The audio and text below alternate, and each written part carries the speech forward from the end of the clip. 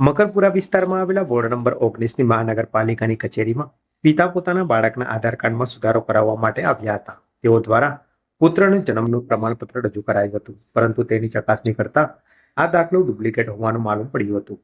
બાળકના પિતાએ તેમના વિસ્તારમાં આવેલી દુકાનમાંથી 500 રૂપિયા આપીને આ જન્મનું પ્રમાણપત્ર બનાવ્યું હોવાનું જણાવ્યું છે. જેથી આસિસ્ટન્ટ મ્યુનિસિપલ કમિશનરે મકરપુરા પોલીસ સ્ટેશનમાં બાળક પિતા તથા દાખલો બનાવી આપનાર શખ્સ વિરુદ્ધ ફરિયાદ નોંધાવી છે. મકરપુરા વિસ્તારમાં આવેલા એરપોર્ટ સ્ટેશન પાછળ આમ રેસિડેન્સીમાં રહેતા ઝુનઝુન તિવારી તેમના બાળકનું જન્મનું પ્રમાણપત્ર રૂપિયા આપીને કઢાવ્યું હતું. દરમિયાન આધાર કાર્ડમાં તેમના પુત્રના નામમાં સુધારો કરાવવાનો હતો, જેથી તેઓ મકરપુરા વિસ્તારમાં આવેલી વડોદરા મહાનગરપાલિકાની વોર્ડ નંબર 19ની કચેરીમાં આધાર કાર્ડમાં સુધારો કરાવવા માટે ગયા હતા, જ્યાં તેઓએ કોમ્પ્યુટર ઓપરેટરને તેમના પુત્રના આધાર કાર્ડમાં નામમાં સુધારા કરવા માટે જન્મનું પ્રમાણપત્ર આપ્યું હતું, પરંતુ ઓપરેટરને આ જન્મના દાખલો શંકાસ્પદ લાગ્યો હતો, જેથી તેઓએ આ જન્મના પ્રમાણપત્રનો ફોટો પાડીને તેમના આસિસ્ટન્ટ મ્યુનિસિપલ કમિશનર શ્રમિક શાહને મોકલ્યો હતો. જેથી તેઓએ જન્મના પ્રમાણપત્રની પોતાના મોબાઈલમાં બારકોડના આધારે ચકાસણી કરી હતી, ત્યારે તેમને માલુમ પડ્યું હતું કે આ તો ડુપ્લિકેટ જન્મનું પ્રમાણપત્ર છે. જેથી આસિસ્ટન્ટ મ્યુનિસિપલ કમિશનરે મકરપુરા પોલીસ સ્ટેશનમાં આ જન્મનું પ્રમાણપત્ર રજૂ કરનાર બાળકના પિતા તથા તેમને जन्मનું प्रमाणपत्र बनावी आपनार शख्स विरुद्ध फरियाद नोंधावी है। मेरा नाम जुनून तिवारी है। नाम सुधारने के लिए पवन धाम में दिया था। नाम रविंद्र दिवाड़े पड़ेगा, अरबी दिवाड़े, उनके पास में दिया था। बोले कि मैं बोला कि ये नाम सुधारने का हो जाएगा। बोला हाँ हो जाएगा। मैं बोला कि तो ठीक है कर दो, हमको तो ज़रूरत है, स्कूल में देने का था। तो कितने रुपये लिए थे उसके द्वारा?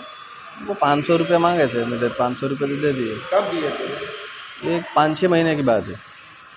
5-6 महीने? 5-6 महीने पहले की बात। तो उसने ये जब सुधारने दिया तब कितना टाइम पीरियड दिया था सुधारने के लिए? 15-20 मिनट लगा था। 15-20 मिनट में सुधार के दे दिया था।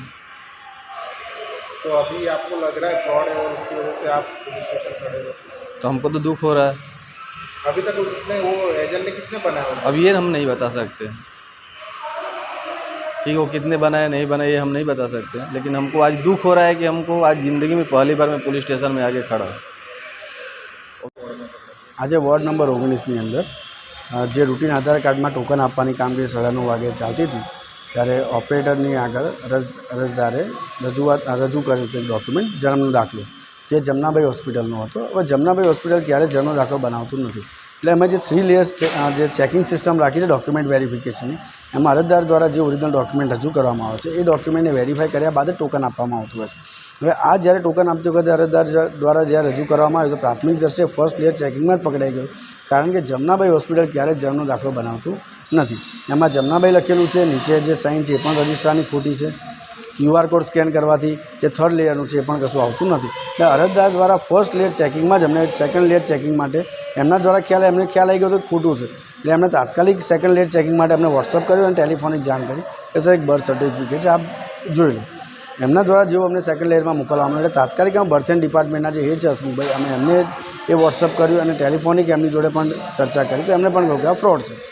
ત્યારબાદ અમે તરત 100 નંબર ડાયલ કર્યો અને પોલીસને બોલાવી દીધી અને અત્યારે પોલીસ ફરિયાદની અમે કાર્યવાહી કરી રહ્યા છીએ. વાત કરીએ તો આજે સંપૂર્ણ વડોદરા શહેરમાં ઠેર જન્મ દાખલા હોય કે આધાર કાર્ડ હોય એ ઘણી બધી જગ્યાએ હવે ડુપ્લિકેટના ફ્રોડ પકડાઈ રહ્યા છે. તો આની માટે કોર્પોરેશન અને પોલીસ દ્વારા શું એક્શન લેવામાં?